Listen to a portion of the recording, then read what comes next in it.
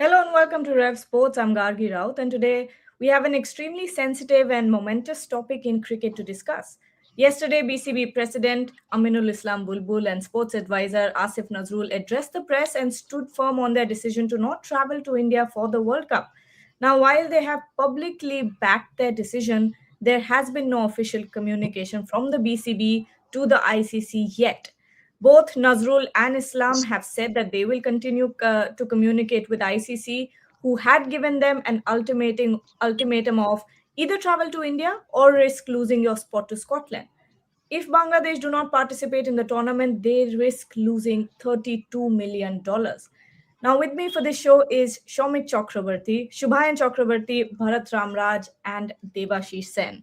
Shomik, I'll start with you. You did the math, you reported on it. Bangladesh cricket might lose something in the range of 400 crores, as you said, $32 million, and more hits for the broadcasters and the advertising companies as well. Put this in perspective for our viewers.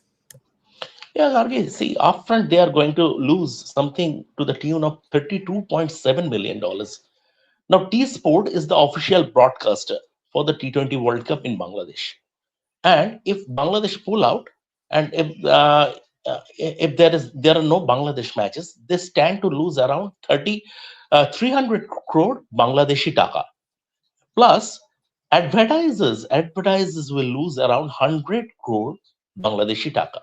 So both combined, it is 400 crore Bangladeshi taka, which roughly amounts to $32.7 million.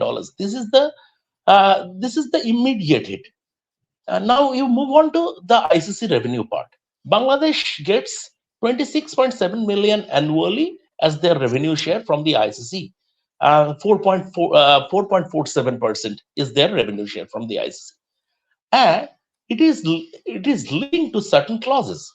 One of them is participation clause. Now, if Bangladesh are not turning up for the World Cup, they are breaching the participation clause. In that term, not only will they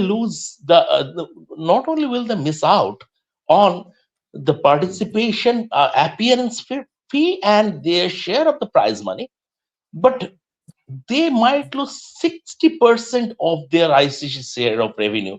That 60% of 26.7 million. So you can understand. Now, long term, come India is supposed to tour Bangladesh in August, September. As things stand, India are not going to tour Bangladesh. Bangladesh will have a general elections in February. A new stable government will come, and it's a fluid situation, and things might change. But as on date, as a countermeasure, if Bangladesh don't come to India, India are not going to tour Bangladesh. Now, Bangladesh, I mean, the broadcast revenue for a series against India. Just a second. Now, the broadcast revenue for a series against India is several times higher than any other bilateral cricket affair. Uh, Once again, the broadcasters will lose money, Bangladesh cricket will lose money. And finally, come to the IPL part. IPL, this government has taken the decision IPL will not be telecast live in Bangladesh. So from that, T Sport are going to lose around 200 crore Bangladesh taka. So they stare at financial apocalypse. But the interesting part is that yesterday, Aminul Islam Bulbul and Asif Nazrul did the press conference, sticking to the stand that we will play the World Cup, but not in India. That is the stand. But they haven't communicated it officially to the ICC yet. At least until last evening, they didn't do it. Let's see what they do today, because they are running out of time. Yes. Shubhayan, as Shomik said, that not only could there be financial sanctions if they happen to not travel to India, but this could also mean a change in the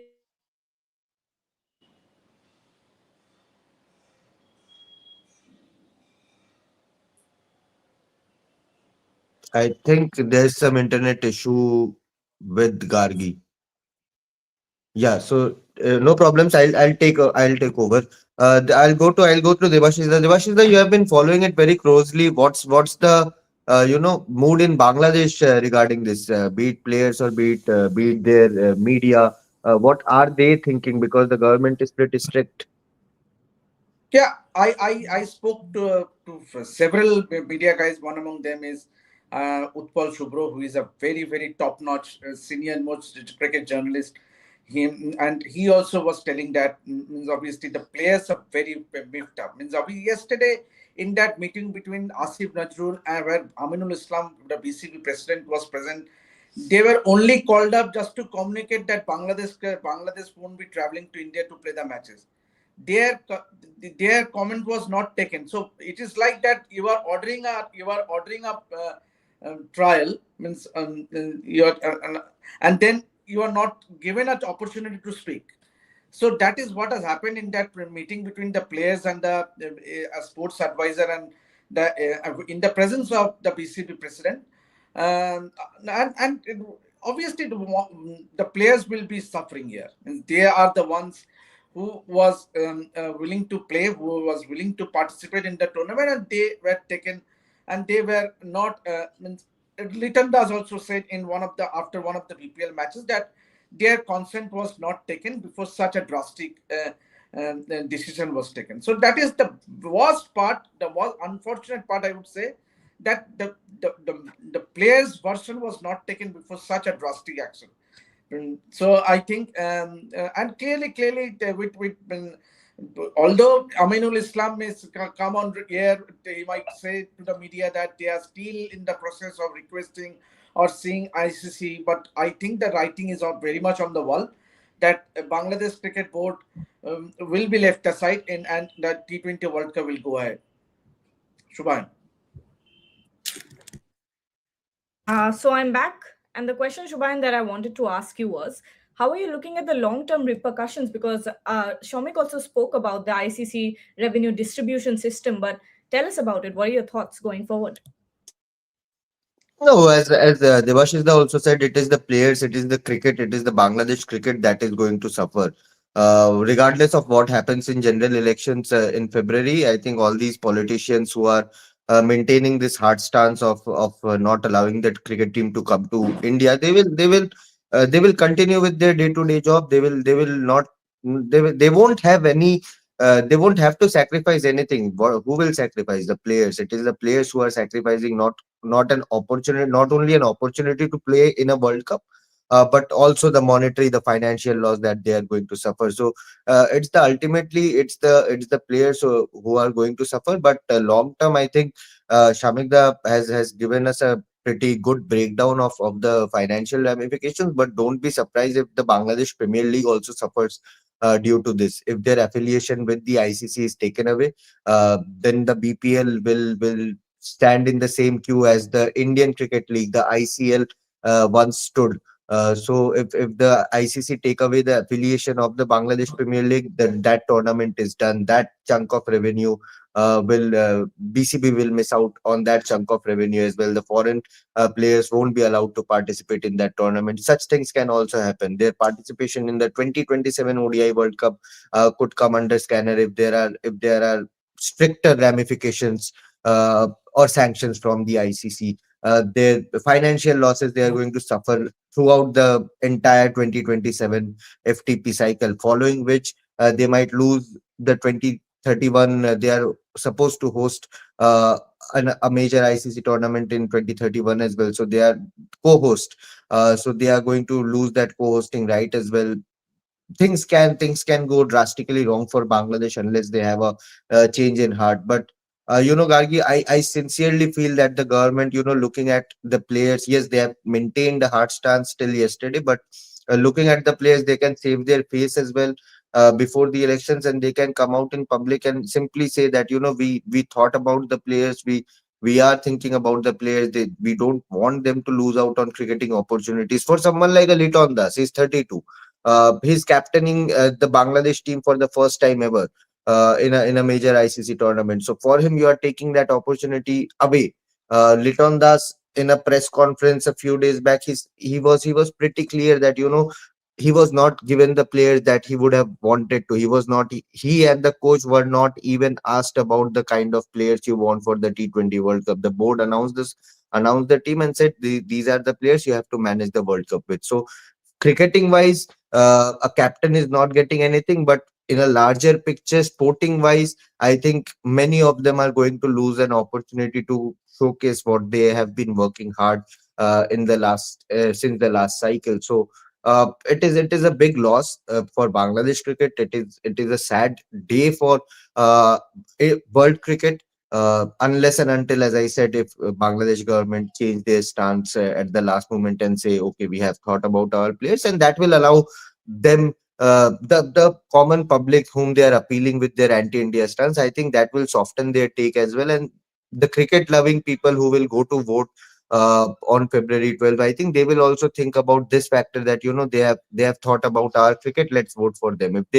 If they don't allow it, I won't be surprised if the elections go against the current regime completely, because Bangladesh is a cricket frantic country. They do care about their cricket regardless of whether they are winning or not. They do care about their cricket. So let's see what happens. They don't have much time left. A few more hours, then I think it's done for them. Bharat, while there is obviously a section of people celebrating Bangladesh possibly not playing in the World Cup, this is actually serious damage to world cricket, and it will be sad if they eventually go on and not participate in the tournament. How are you feeling about that? If you look at it from an overall perspective, it's definitely going to damage world cricket. See, finally, when you think about world cricket, you have some 8, 10 established nations. In that, about 5 of them at least, are from Asia: Afghanistan, India, Sri Lanka, Pakistan, Bangladesh.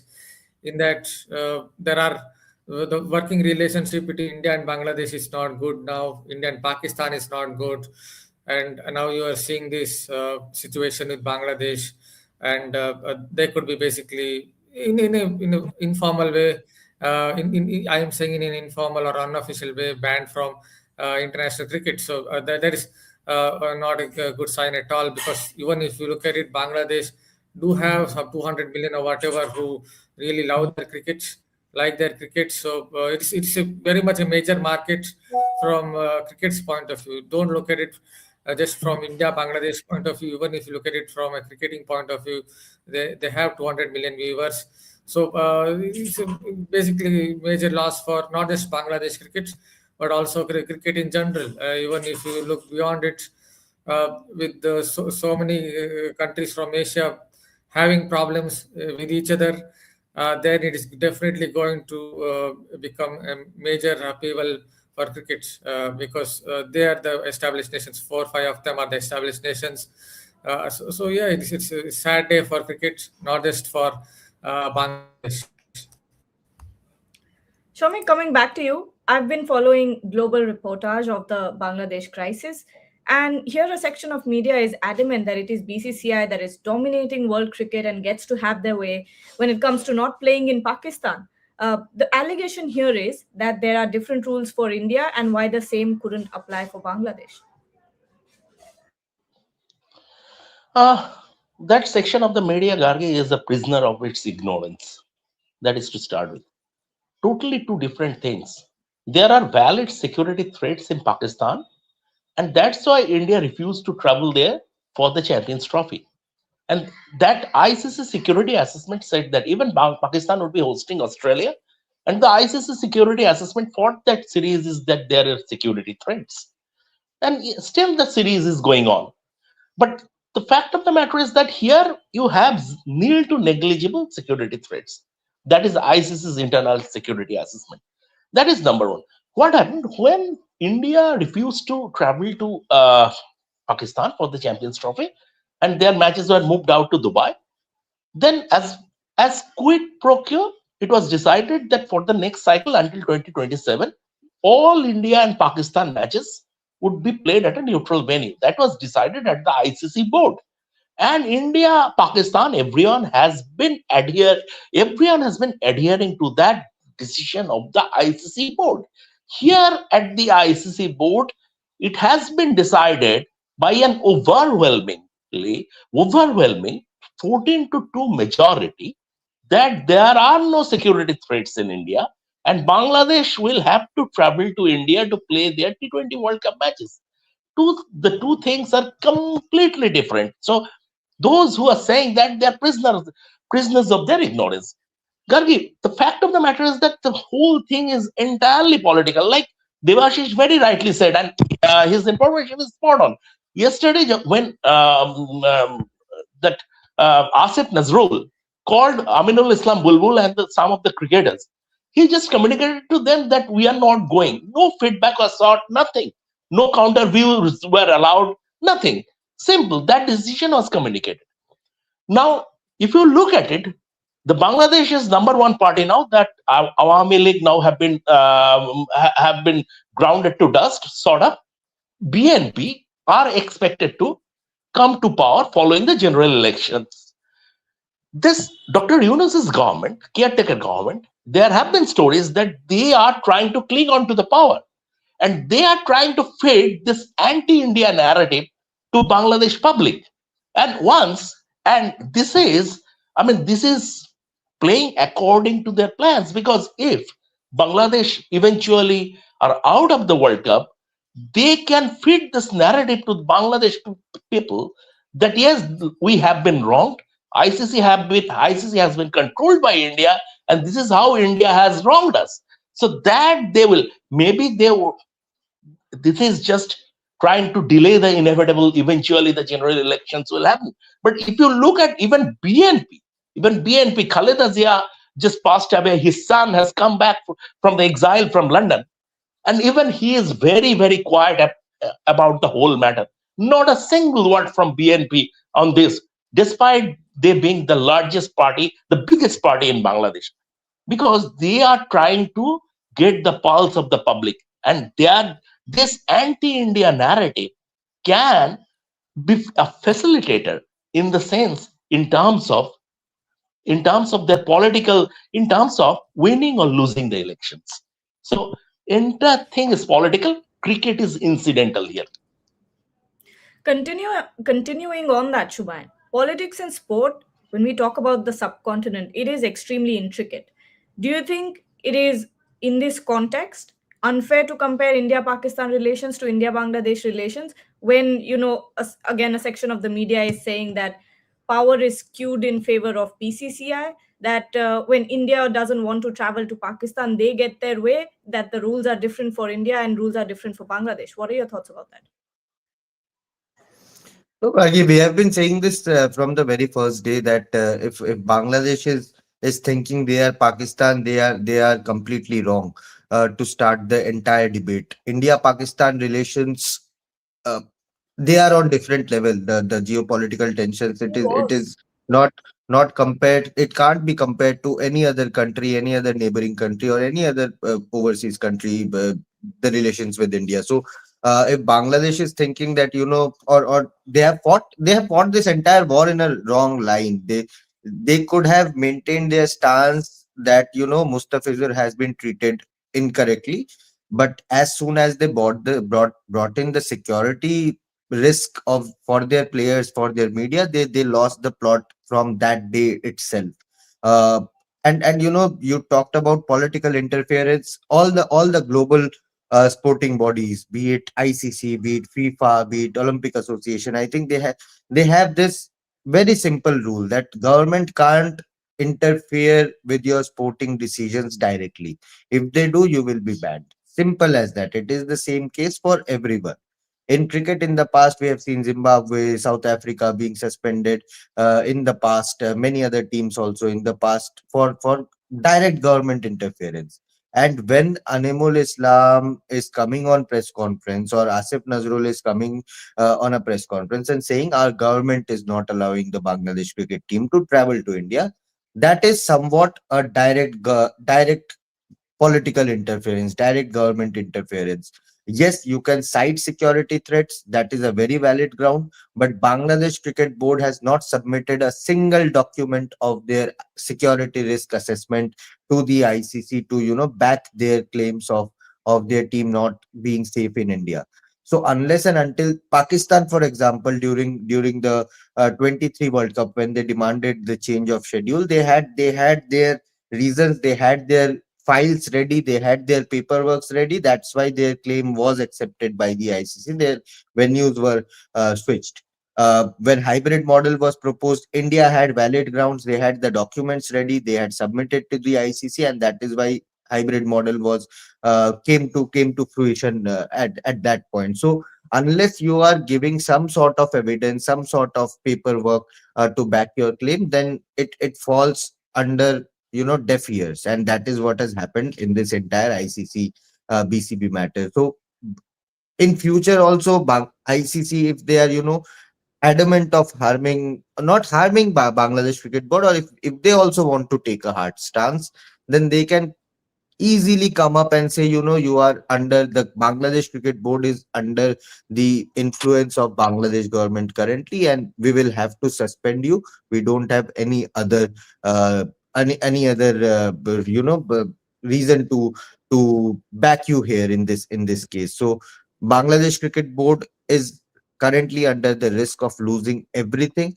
There can be case where there is minimal damage, but there is a scenario also where they can lose everything, including their affiliation with the ICC, and the suspension can also be evoked, citing that the Bangladesh Cricket Board is under direct government influence. So I hope sense prevails. You still have a few hours left before ICC will move on and say and call Scotland and say, get ready, we are sending you your flight tickets. But hopefully sense will prevail and Bangladesh will have a last moment change of heart.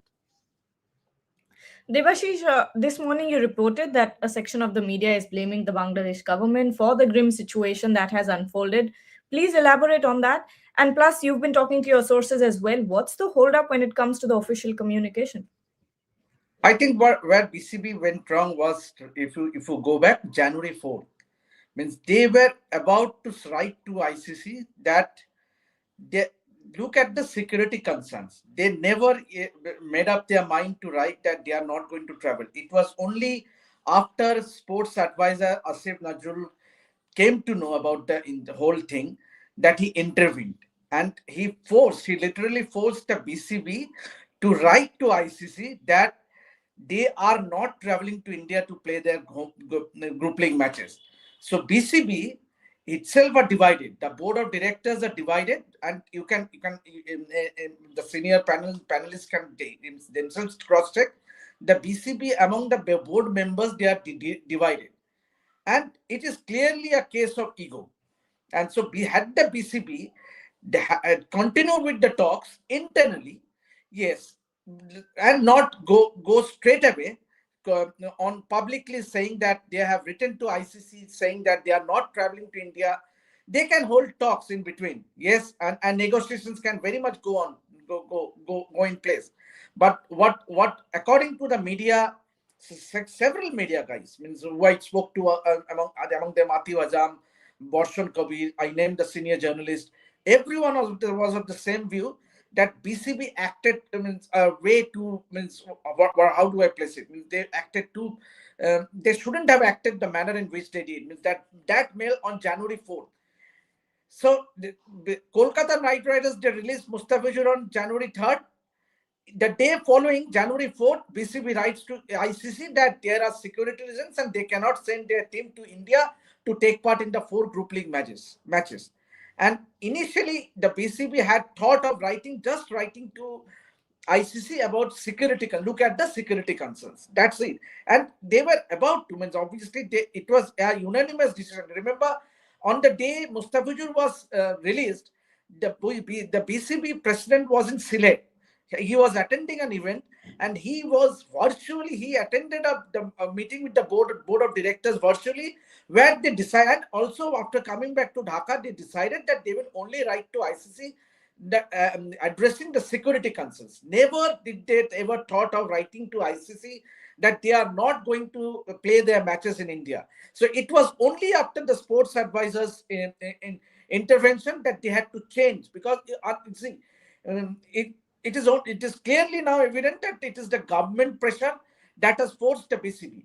So it obviously it is a bit unfortunate to see a cricketer, means obviously Aminul Islam, his first his first cricketer, then an administrator. He was a very respected cricketer, the first centurion for Bangladesh in Test cricket against India. So I think he looked like a puppet in this entire thing, because he is only addressing what he is being instructed by the sports advisor to say on media, say it on public. And so I definitely don't see any changes in that sort, at least the decision is concerned, because clearly the standpoint yesterday also in the press conference, Asim Nazrul said that they are intimidate their decision to their players, and they are sticking to their standpoint of not playing India because they reckon that India is not safe. All right, now for the last few minutes on the show, we'll lighten the mood a little bit. Today marks 10 years since Jasprit Bumrah's debut in international cricket, one of the finest bowlers to have Just been produced by India. Gargi, just before you move on to Jasprit Bumrah, Yeah. one more thing. If there is one country where you cannot play cricket or any sport for security reasons, the whole irony is that Shakib Al Hasan, Bangladesh's greatest ever cricketer, but this Bangladesh government has issued an arrest warrant against him. He cannot go back to his own country.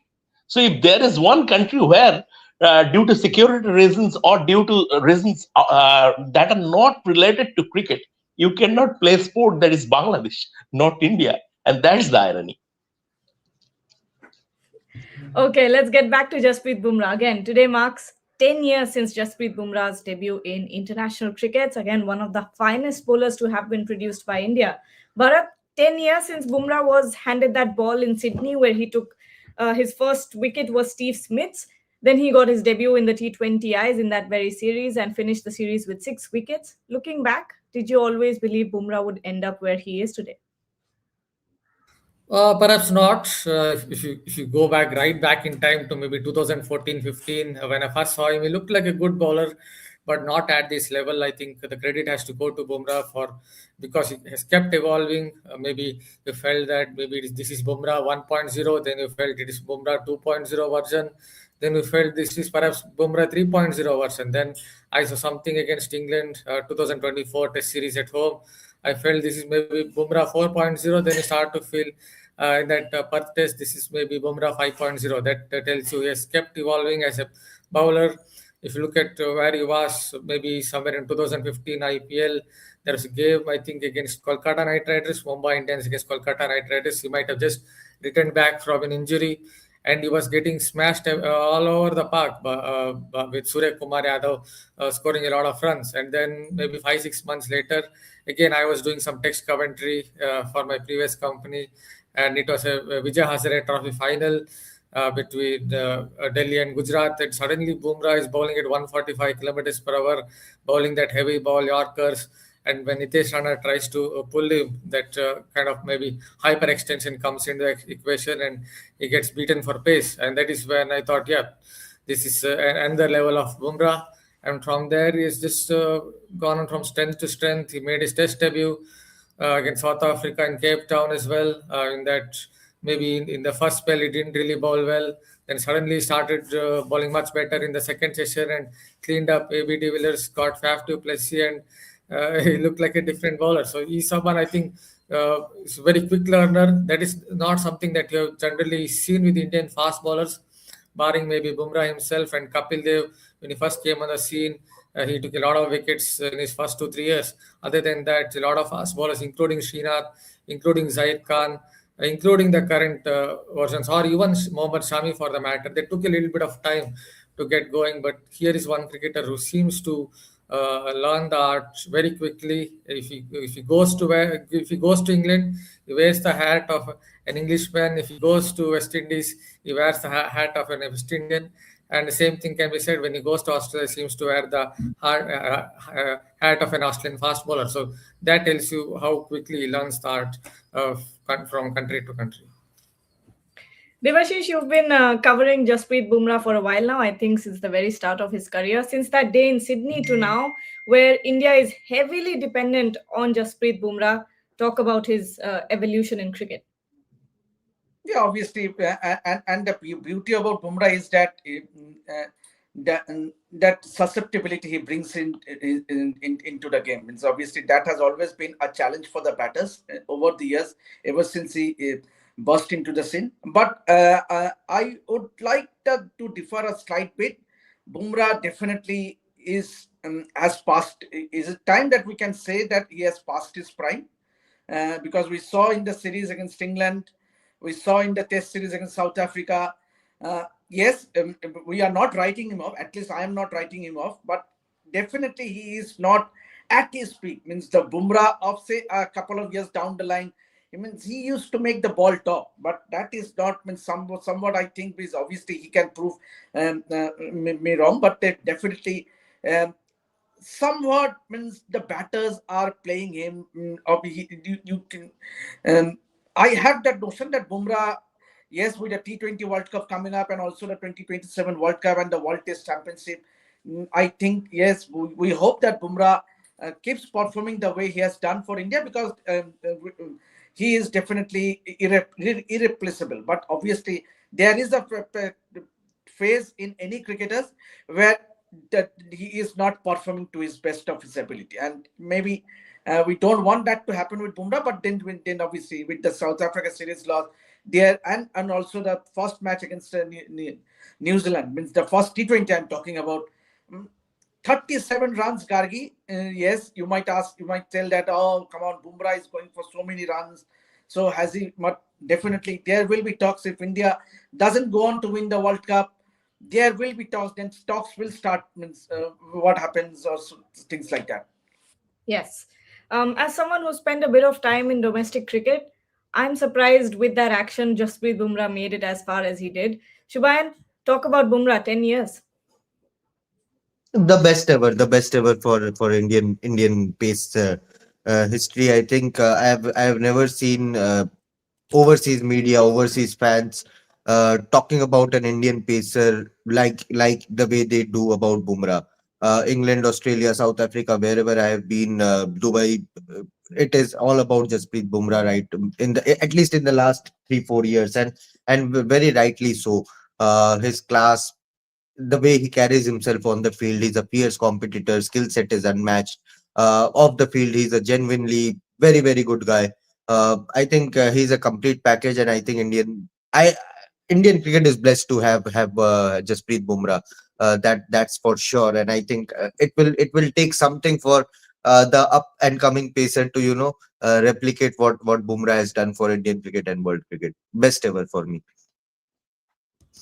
Shomik, give us a little bit of an anecdote when it comes to Jasprit Bumrah. I'm sure you have plenty. MS Dhoni. MS Dhoni. When Bumrah went to Australia for that series, he was part of that T20 I scored.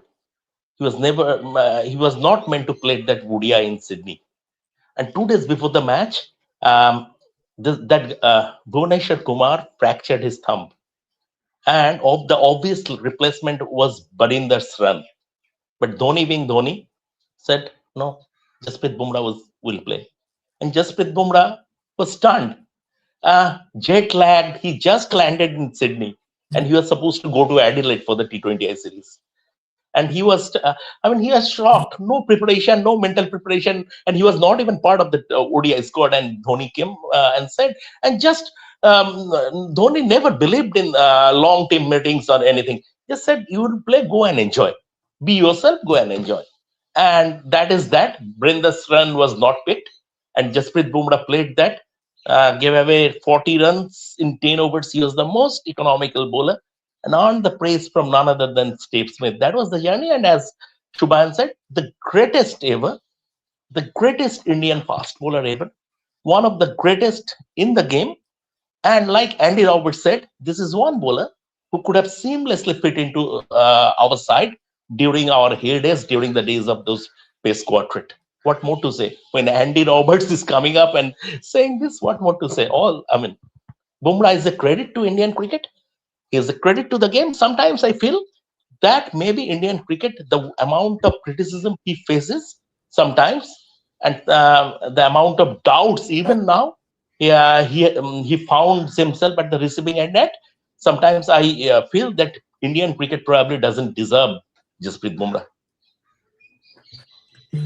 He's been one of the greatest ever. And we'll end our conversation on that note. Thank you so much, Shomik, Devashish, Shubhayan, and Bharat for joining. Of course, when it comes to the BCB's decision, we will keep following closely on what happens. If there are any updates, you will find them on the Rev Sports platform. Meanwhile,